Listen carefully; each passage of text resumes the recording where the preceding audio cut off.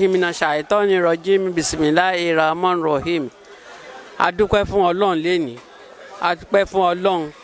Adúpẹ́ adé ọpẹ́ wa lálẹ́ alhamdulillahi rabbil alamin. Àkọ́kọ́ orúkọ tèmi ni Alhaja Gbangbala, former women leader Agunbiade Ward Ìjẹ̀ṣà Itire Ikate Lcda. Alhaja Gbangbala ni mo bá wọn wá. Adúpẹ́ pé Hakeem èèyàn ni wọ́n, ọmọ ni wọ́n, olú ọmọ ni. Bó tilẹ̀ wù pé ọ̀tá gbógun wọn gbọ́tẹ̀ síbẹ̀síbẹ̀ ní adúpẹ́ fọlọ́run. Adúpẹ́ ibi tọ́lọ́run bá wa dé, adúpẹ́ ibi tọ́lọ́run mú Hakeem dé, adúpẹ́ ibi tó ti bẹ̀rẹ̀, adúpẹ́ ibi tó bá dé, adúpẹ́ ibi tó ń bá lọ. Èbúté ayọ̀, èbúté òdùnnú ló máa gúnlẹ̀ sí.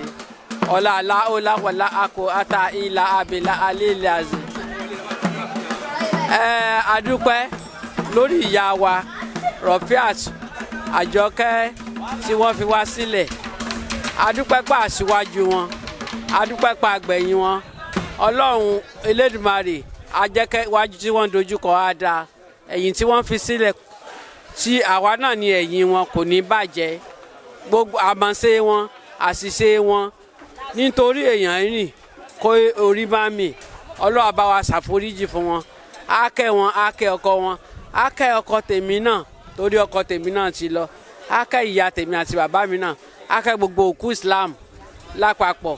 Olùfọ́ Allahu Ahad, Allahu Samad, lam yalid wa lam yulad wa lam yakun lahu kufuwan ahad. Adúpẹ́ ìdílé Hakeem. Wọ́n tẹ wọn sáfẹ́fẹ́ rí. Ìyá dáadáa ni wọ́n, ìyá àdúrà ni wọ́n. Gbogbo àti wọ́n máa ti ń rí wa báyìí náà máa ń ṣàdúrà fún wa, máa gbọ́ olómi ọkọ mi á dáa fún yín, kankan ò ní ṣe yín. Àdẹ̀dúpẹ́ pé ṣe Ọlọ́run fi kúrò fi rọ̀ wọ́n lọ́rùn ni, kò sí dààmú kò sí wàhálà, wọn ò ṣú jẹ, wọn ò tọ̀ jẹ, wọn ò yàgbẹ́ jẹ. Àdúpẹ́ fọlọ́run ọba. Wọ́n kírun wọn ṣe dáadáa báyìí lọ́lọ́run sọ pé ọjọ́ dé. Àdúpẹ́ fọlọ́run. Ọlọ́run kó bá tẹ wọn sáfẹ́fẹ́ rí, Ọlọ́run kó foríjì wọn. Wáyé tó ń kọjú sí Ọlọ́run jẹ́ ó dáa, ẹ̀yìn tó ń fi sílẹ̀ Ọlọ́run má jẹ́ ó bàjẹ́. Àwa tá a wá sí ẹlẹ́dẹ̀ Ọlọ́run jẹ́ káwa náà gùn lẹ́mìí, Ọlọ́run jẹ́ ká tó wọn ká jù wọ́n lọ. Hakeem àti ẹ̀gbọ́n ẹ̀ Ọlọ́run kó bá wà pẹ̀lú àti gbogbo àwọn tó kù Ọlọ́run kó wà pẹ̀lú gbogbo wọn.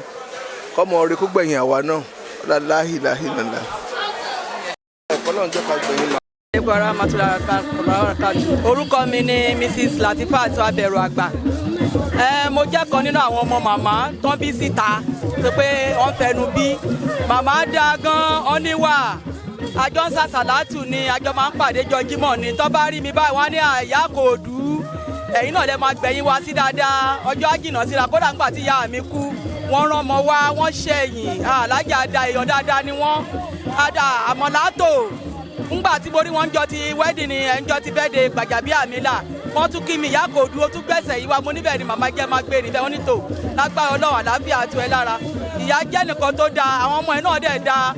Ìyá àbejì kínní, ìyá àbejì kejì. Hakeem Gbangbala gbogbo wọn náà dáa, gbogbo àwọn ọmọ ẹ̀ náà dáa.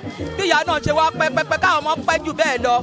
Lágbára Ọlọ́run lágbára kúnlẹ̀ àbíyamọ káwọn náà pẹ́pẹ́pẹ́ jù kọ́ fẹ̀yìntì báyìí kọ́ máa jẹ wọn mọ́. Bí ìyá ṣe fẹ̀yìntì tó máa ń fà wá ládùúrà káwọn ọmọ náà kọ́ fẹ̀yìntì kọ́ gbé jẹ wọn mọ́. Lágbára Ọlọ́run ìyá dáadáa ni ìyá wa o, ìyá dáadáa làlájà o, ìyá dáadáa ni ọlọ́ba rẹ̀ fọ̀rún kẹ́ wọn kọ́lọ́ fẹ́ràn kẹ́ wọn kó fúyẹ̀pẹ̀ burúkú kó mú kóònù ayé wọn kó mú kóònù kábàárí wọn àwọn ogbọ̀rún kọ́ bá àrọ̀gbà yíká ọ̀là láwùlà lànà wàlá kùwàtà lànà ìlàbí láìláìlíàsì sàlámù àlékún. Láì bá àtà Àdùnní Bámigbọ́lá Òṣìbọ̀tẹ̀. I'm one of the daughter to the deceased. So my mother is a wonderful mother. She's a nice mother. She's so caring. Ìyá mi ìyá dáadáa ni. Àjọkẹ́ Adé. Ìyá dáadáa, ìyá tó kóyàn mọ́ra ni. Ìyá abiyamọ òótọ́ ni. You too can see for yourself. So kọ́lọ́n bá wa fọ̀run kẹ́ wọn, kọ́lọ́n ṣàforíjì fún wọn, kọ́lọ́n jẹ́ káwa náà dàgbà ká dògbó, ká jèrè gbogbo àwọn ọmọ wa. Ẹ ṣé mo dúpẹ́. What's that special thing you are going to miss about her? I don't know how to say it. Màá miss màámi púpọ̀ nítorí ọlọ́rọ̀ mi ni. 5 and 6 mi ni, aláṣírí mi ni, ìdùnnú mi ni. Kí ni mo fẹ́ sọ? Thank you very much, ma. Your Thank name you. once again, ma. Taibatu Aduni Bamigbola Oshibote. Thank you. Thanks for watching this video. Please don't forget to click on subscribe button. Kindly comment and share. We drop new videos daily. Thank you. God bless you.